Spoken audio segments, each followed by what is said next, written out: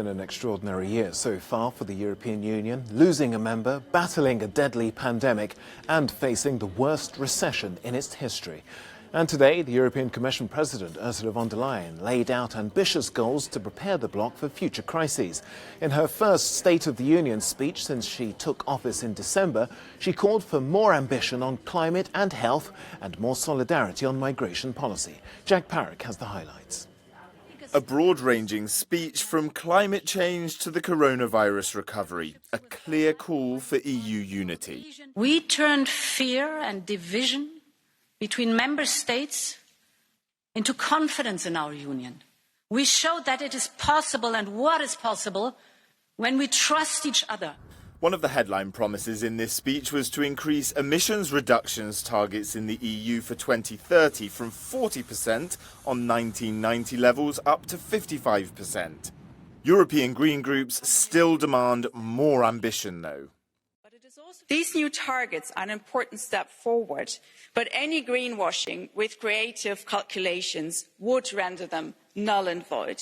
With the COVID-19 recovery getting underway, the EU Commission will propose greater EU powers for healthcare, which is currently a competency of each member state independently. It will be part of the €750 billion recovery package called Next Generation EU. We have to come with concrete proposals in order to spend this important, huge package of money. Amid continuing violent crackdowns on protests in Belarus, von der Leyen called for an EU adoption of a Magnitsky Act, which is a power to sanction foreign individuals for human rights violations. But some MEPs warn there's also work to be done on rule of law concerns within the EU. I was hoping for a statement on the conditionality mechanism between the rule of law and the financial means. Nothing against systemic breach of the rule of law, which is the problem that we are facing at the moment, especially with Poland and Hungary. President von der Leyen's first State of the Union speech delivered. Now she'll be expected to deliver on her promises. Jack Parrick, Euronews, Brussels. Well, we can speak to Jack now, who joins us from the bridge, our live location at the European Parliament. Jack, do MEPs believe that Ursula von der Leyen can deliver? Well, that's the big question, Toke. She's outlined a pretty ambitious speech. It was long. It was about 1 hour and 25 minutes. And MEPs are now starting to dissect exactly what this means. Now, I have one of those MEPs with me. He's called Peter Liese, joining me here. You also have a medical background, which is interesting considering some of the healthcare issues that she was talking about. I wonder what your assessment of this speech of hers is, this maiden State of the European Union speech. Did she do a good job? Was she convincing? Will she be able to deliver? She was doing a really good job. It was a strong speech, fluent in 3 languages and with some clear visions. What impressed me most was that she supports the European Parliament when it comes to the health union.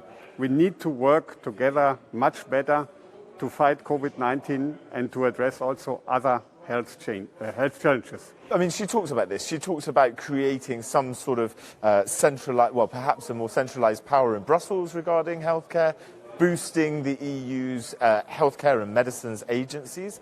What would that look like to you? And can she get the EU's member states to agree to it? I think there is a momentum now.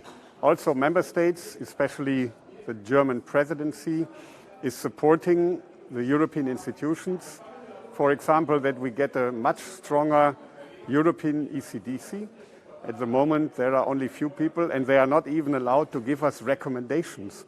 But the virus doesn't respect borders. And we need to have similar rules, because otherwise people will not trust when every member state has different routes. So this creates only chaos. I think she will deliver.